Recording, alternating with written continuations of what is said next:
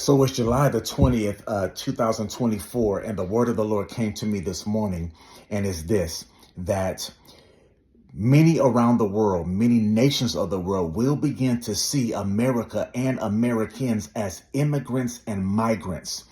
The Spirit of God said to me that there is a mighty shaking that's coming to this nation.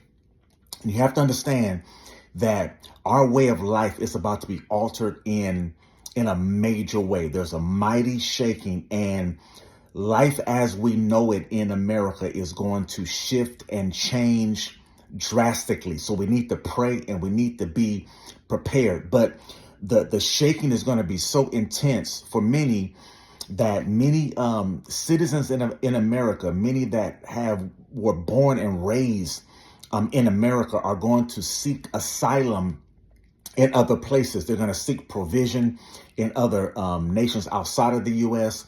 They're going to seek peace and protection in other places because of the conditions and the things and the shakings that's going on in this country.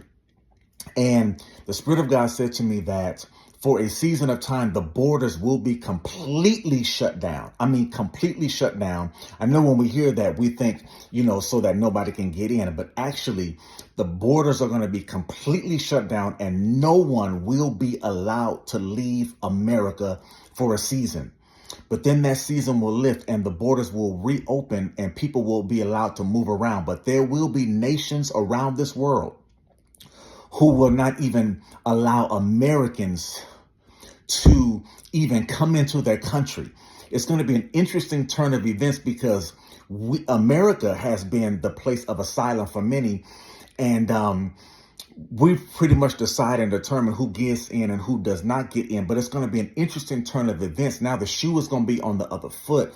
Now Americans are going to be going places to seek asylum.